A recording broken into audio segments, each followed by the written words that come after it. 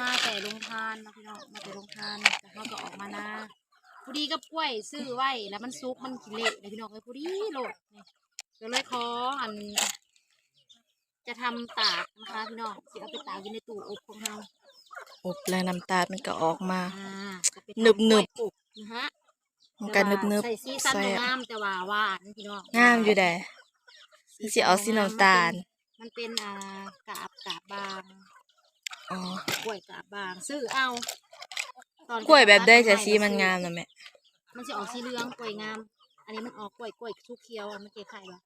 สีเขียวแต่หากเป็นกล้วยน้ำว้าอยู่เอาไปอบมันเป็นคือยังครับอบมันก็สีออกสีเหลืองงามอยู่เบิ้งมันจะเป็นอะไรแหละแต่สีได้อยู่น้ำตาลลายอยู่เบิ้งนี่หวานดะ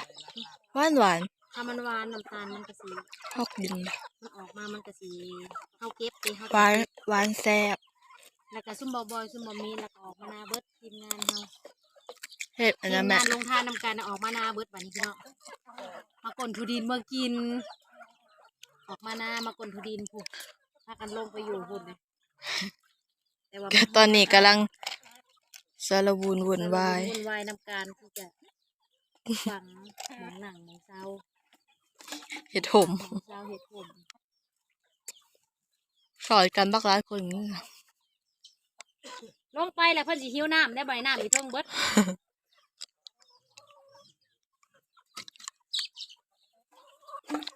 มันเป็นยังไม่ยังก็บ่เอาบ่เอาก็ยังเฮ้ยน้ำนะลงไปโลดก็เอาเหรอวะแนวใส่ก็คือบ่เอาเล่นแต่กระเยอะตาก ระทังไปใช้เบิดเอาเบื่อให้ยังลูกให้เอาเบื่อให้ยังให้สิเอามือให้พี่เอามืบริษัทยังมือพักวังหงพี่น้องบัดนี้สิมาปาร์ตี้อยู่ทงนา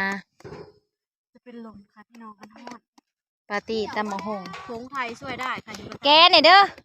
ไผ่มาอันนั้นนะแกแซ่เนี่ยเด้อมะขามแกมะขามแซ่ใส่จอกค่ะแหละพักมะหงแล้วเขาก็ตำมะหงปาร์ตี้กันพากันเมื่อตลาดนะได้พี่ช้างได้ตั้งแต่ข้าวปุ้นพี่น้องเอ้ยกับนางเค็มอีกเลยราคาหมูยอคือเก่าคือเดิมกุ้งน้อยอันนี้กว่ากุ้งน้อย10 กว่าโตของนะคะกุ้งก็ได้ตัวละ1,000 กีบเอาทำนี้ทำคือปลาเช้า1,000เอาบัดเลยเรา10,000 10,000เอาอยู่10,000นะเอาอยู่ตีน้องดาวสวยมากวันนี้สลองเลยเด้อนี่เด้อสลองเงิน YouTube เลย 3,000 บาทบ่ต้องเอาลายเอาแต่ลายมือแต่อะไรวะแต่เจ้าของกล้องเนี่ยบ่มีเวลาถ่ายคอนเทนต์บ่ได้ถ่ายพี่น้องเอ้ยก็เลยบ่ได้กินบ่ได้ยังแต่ว่ามื้อนี้ซุมพ่อหนามาหนะเฮาก็เลยว่าถือโอกาสมื้อนี้พากันมาแจกน้ำลงทานน้ำสมน้ำหวานจังบ่ได้ซื้อแล้วนะเอาเงินใส่คันให้เจ้าก็หายแต่ไม่ใหญ่แล้วก็แล้วพอได้แบบให้เราอวยพรให้เอาเงินใส่คันให้พ่อใหญ่ทอนหักก็ไม่ใหญ่แก้วอย่าลืมลืมไม่ใหญ่แก้วบ่นานเด้อแห้งมึงกับลูกกูได้เราถ้ามึงได้มึงอย่าลืมกูเอาให้ล่าแหละกะจิ้มจิ้มเราเอามาหุงจำแพงเด้อมาหุงเนี่ยของลูกไผ่คอแล้ววันมีใหญ่แก้วจัก200แล้วให้อันแม่อาปื้อได้เงินเดือน YouTube ไปเด้อฮะมึงเข้ามาบอกกูบ้านนี่เพิ่นว่ากูจิขอเราเพิ่นแห้งว่าโอ้ยลืมแม่แก้วแล้ว2 แม่เด้ท่านละได้ท่านละจุกท่านละเป็นตาแซ่บอีหลีอันนี้นะขายแพงแท้ๆเนาะอันนี้ก็เลยคือหมุนบ่ได้ไม่ยังกินเบิดหรือว่ามาน้ำรถนี่บ่ไปก่อนเด้อเฮ็ดถาเด้อพักถาเด้อลงไปเบิ่งพวกซุ่มพ่อหนาก้นหมักทุดินก่อนพี่น้องแตกสวดๆดิลุ่มพอไปตำหวนแท้ๆจังสิขึ้นมาตำมะฮงจังลงมาบ่เลยเอาง่ายดอก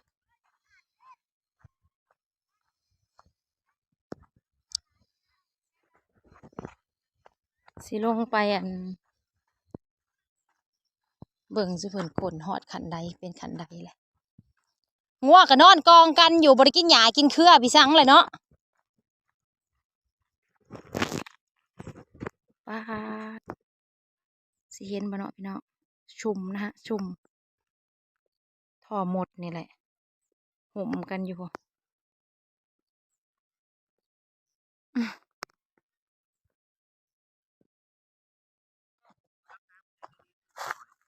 หาซื้อซอยเฮาแหน่บ่แน่ยังผู้คงเฮานั่นยัง2 3ให้ดกอยู่เฮ้ยหาให้เด้อบ่อยเด้อหาคนซื้อซอยเฮาแหน่ได้จักถังล่ะหาได้ถังเดียว 2แล้ว หนูนี่มันค่ำเลยเนาะ โอ้ยยังแดดอยู่ได้เลย เอาเด้อผู้ใดอยากกินก็เอาเด้อมาฮอดถึงที่เลย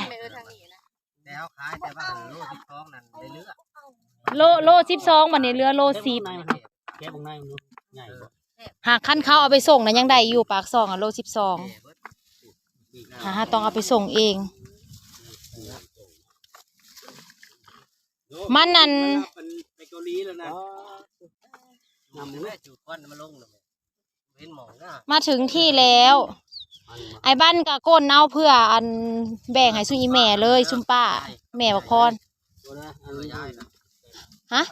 ลูก2 โลกับลูก2 โลกับพ่อนะพ่อแล้ว เสื้อสีหน่อยแท้ พ่อแล้ว กาวเมื่อปันยายในเฮือนน่ะเด้ ย่างนั่นกับพ่อ พูละโลพูละ2พอได้ต้มปันกันเมื่อพ่อแบ่งยายแคทเอาเด้อก้นเอาได้มาแล้วกันตะกี้ว่าสิก้นไปฝากอยู่พนละจอกหากจักมือได้สิว่างวะมือว่างพุ่นแหละอ่ะเฮ้ยอ่ะ มาตัวพ่อแก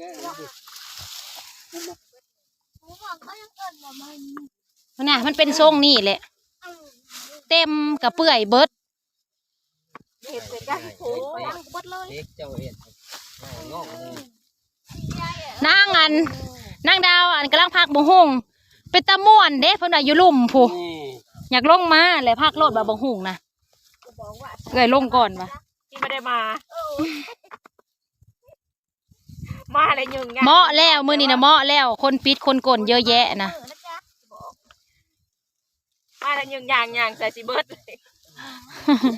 มาอันนั้นได้ไปควัดเบิ้งมันนะไอ้บ้านไปลองไปเจาะเอาไรมันสิตายได้เครือมันน่ะบ่ได้ใหายลากออกเด้อเฮ็ดและจิกไว้โตอันโตควัดเบิ้งแต่โตอันที่มันบ่ทันควัดเด้อไปเฮาก็หูยดอกตัวได้ดินแน่นๆเฮาบ่ทันควัดนะเพราะว่าอันมันคุ้มเก่าหั่นนะควัดแล้วผสมไว้ คนท่านี้เขาจับตัวเอาปนีได้ตายตัวดินละ ที่แท้เด้ ในคล้ายแต่มันนั่นแหละเข้าก็ว่าแหละถ้าน่ะมีใส่หม้อยอยู่ มาคุดจะแซววะ อะไรลืมโทรนางกิวมากินตำบักหุ่งน้ำกันบ่มีอันพ่อบ้านกับประกาศอยู่หามคล้ายหมกตัวดินแต่หนีจนเอาเนี่ยพ่อลงผู้ เอ้า บ่ให้ก้น มีเงินโม่เจ้านี่เราก้นเด้อ เอาแล้วก้นแต่มื้อนี้เราประกาศเป้งๆอยู่ มาหน่ะเรียกมาเช้านี่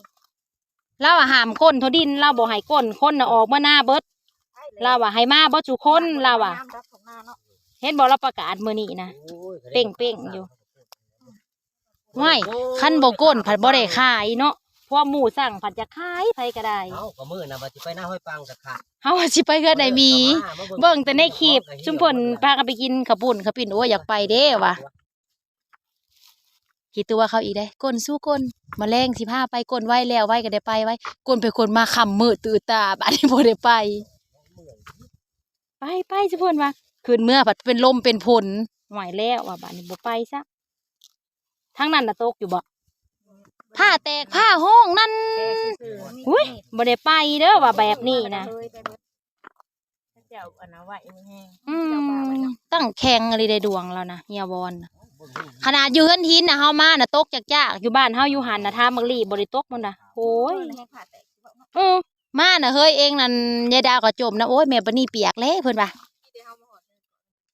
เฮามาฮอดเดือนมันก็ตกที่แท้โอตะบากว่าว่ะอยู่ฝุ่นมันหอบบ่ตกเฮากับผู้ดีมาฮอดเทือนยังบ่ได้เบิดได้พี่น้องนะ ได้การ ยังสิก้นไปให้ผู้นั้นก้นไปให้ผู้นี้ ว่าได้ฟองเดียวนั่งพิจารณา หลายวันเนาะ ฮะ บ่เป็นงานเมาอะ เฮ็ดรายวัน ไรก็ไร 2,000 บาทเด้อ 100 โลเฮ้ย มือแล้วไปส่งแต่เช้าเลยคนเบิดเลย ดีพอดีเพิ่นได้หน่อยลุย ได้ขายเลย 100 โลเท่าใด ได้ไปแล้วสิกุดได้ ชาว2,000น่ะเท่าใดบัดนี้ 100 โล20 บาทบ่โล20 บาท100 โล การมาเล็กอยู่ที่คนอยู่ที่นอนบ่มีโอกาส ฟ้าจัดการเฮ้ยมากดแมลงโลดเฮา ยังบ่ฮอดเนาะ เอาต่อไฟเด้อ แดดมันฮอดบ่ไหว แม่นพอดีเฮาบ่เมื่อเลย นี่จะให้มื้อน่ะจ้างคนมาก้น อืม จ้างเจ้าห้าคนเองหัน บ่ว่าย่านบ่ 100 โลก็กับคนอีแม่คนละ50นี่แมลงจัดการเลยเฮามื้ออื่นก็เราก้นอีแม่เลยยังบอกหาอยู่100 โลก็คนละ ตอน 50 นี้น่ะหิว บ่ไอ้บอย100 โลบ่ฮะ100 โลสอบไปเนี่ยโอ้ยสบายมากบ่ต้องนอนมาเลยได้แล้วได้แล้ว 100 โลก็คนละซอบเนาะ คนละสอบไป จะเอามือ เดี๋ยวนี้ ฮะ พูดเดียวนี่ ตอนนี้แล้วก็สิมือ ไปเอิ้นนี่แม่มาซะ ว่ามันมีคนคุดช่อยในการ เยอะจัดการ ให้เด้อว่ะ บ่ได้เกี่ยวกับสอบนี่เด้อ บ่ได้เกี่ยวไปไว้ โลมันก็ลายเลย ก้นทา บ่เกี่ยวกับสอบนี่เด้อพี่น้อง เบิ่งก็หยุดครอบเบิ่งก็ บ่เกี่ยวเด้อแค่แต่ว่าเราสองคนเราพี่น้องบ่เกี่ยวกับสอบนี่เด้อ เฮาน่ะ3 คนแล้ว อีแม่ก็3-4 คนได้อยู่หั่นเด้พอดีแล้ว อันนี้มาตัวนี้มันเต็มแล้ว โอ้ยคงยายแห้งดกคักเฮ้ย พวกเขาอยู่ปิดแล้วไปกับข้าวเก็บ แม่นความ สอบ อุ้ยบักหลายๆคน1 สอบเดียว เนี่ยมีข้าวเดียวยังได้สอบ เนาะหิน่ะ มันหลาย ได้หลายสอบนางไม้คุดอีกเฮ้ยโตก็เอาตั้งหากอันนี้ก็ให้บอยเมื่อปั่นกันอยู่ผู้บันหลายคนคุดเอาอีกโตน่ะ เอาเฮ้ยบ่ชูเป็นรูปแล้วเขาให้ตัวพูดเอาใหม่ใจเด้อ คุดเอาอีก พูดแต่พูดอีกครั้งเลยต้นใหญ่ขาเงินใช่ปะ มันสิพ่อกันกินสบอหลายคนเดี๋ยวเมื่อผัดจากแบ่งกันอีกปั่นกันกินเมื่อผัด มาหมาดให้เนี่ยอ้วนสิเหียนี่ ได้ออเดอร์แล้วจ้าพี่น้องได้ออเดอร์แล้วอ่ะ เอาโทษนะแม่ผู้สิมาคูด ไปโทรหา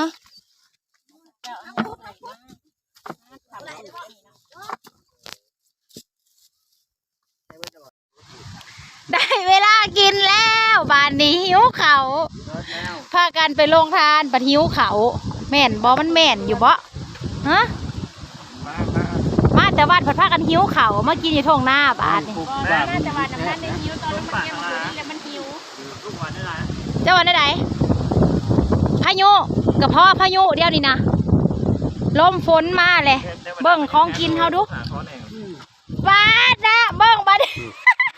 รู้มาเป็น เบิดเกี่ยงแตบพายุขปุ่นลายอยู่พี่นะกินจำเอาปากกันหิวเขาตอนลงวันนะอาหารร้ายโพดบ่ยัก ร้านก่อนเลยลูกเนาะได้ของว่าร้านอยู่ว่า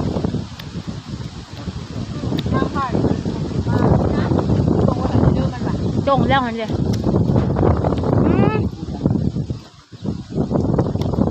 ออเดอร์กันมาพร้อมล้มพร้อมพ้นแต่เนาะเพิก เด้อพี่น้อง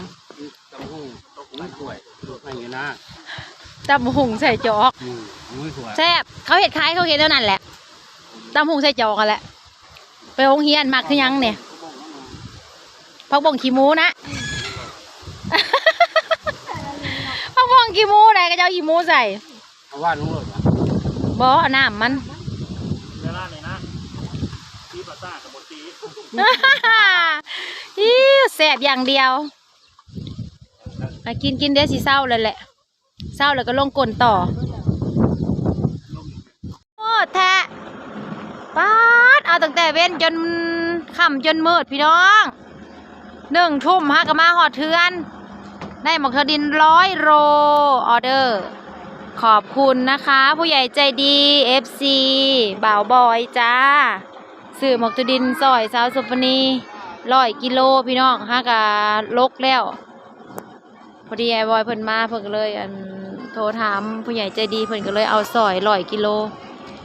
คอยย่อลงเพาะ ลืมพิษข่อยมา ลืมติบข่าวให้มาข่าวก็มีหักลืมเกลือมา เที่ยงนะ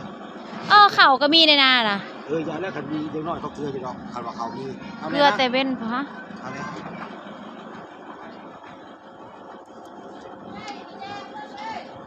เนี่ยช่องล้มมาแล้ว ป่ะโอเคพี่น้อง